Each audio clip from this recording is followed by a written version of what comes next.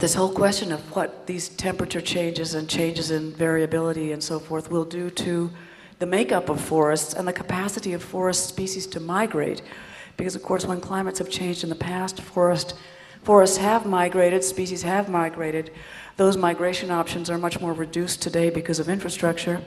And I think there are a lot of questions as to which species will, in fact, be able to tolerate those future conditions, and that probably forests will come unglued as we see them today in terms of their species makeup, and probably just retaining forests is going to require active, adaptive management with the objective of retaining mixed stands of trees, which may be different mixed stands from the ones we have today, because the future climate will require it.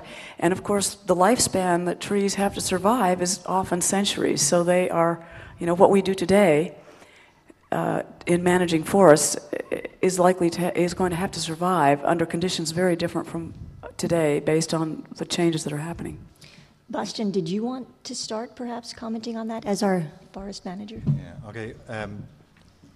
Well, I did implicitly refer to it when I mentioned, okay, you have to see trees in a landscape.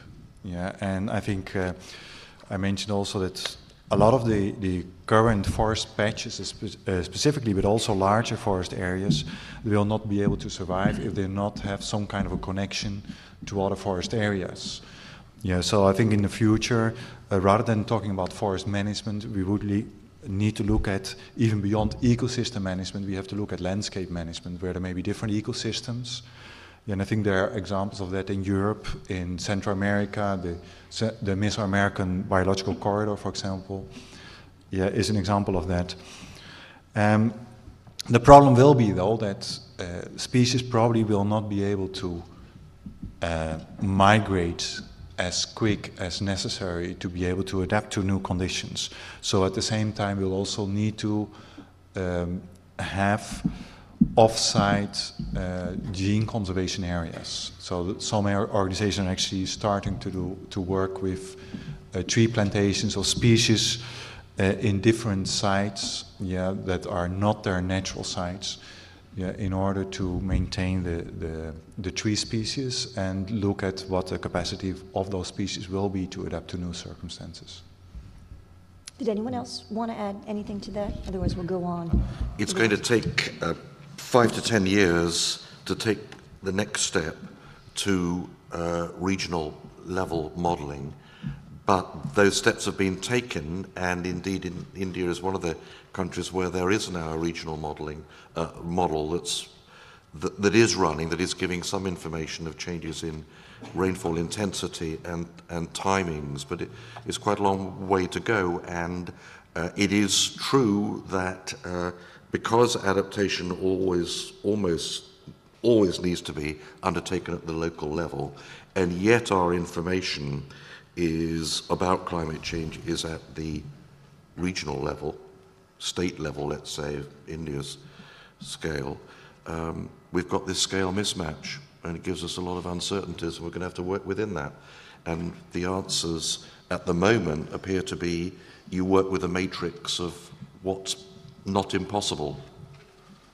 Don't pick one likely future, because one thing is almost certain: it won't be correct, because the future is very complex. But take a range of temperature, humidity, rainfall, etc., variations, and socioeconomic pressures, and try to build your future in front of that. In addition, I find it really surprising that we have not yet internationally set up a framework in which there is an effective distribution of information on impacts and adaptation, which transfers knowledge. Some 20 years ago, the World Climate Impacts and Adaptations Programme was set up by the UN, part of the World Climate Programme, but it became defunct in UNEP about 15 years ago. And I desperately think it needs to be resurrected again. And I cannot for the life of me think why UNEP does not grab the chance to lead on this, because we're taking a very unproactive attitude to building knowledge here.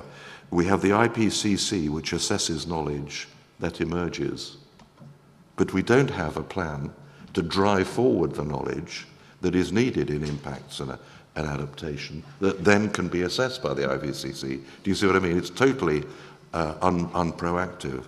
Now, there are a number of government initiatives, but again, not internationally coordinated on this.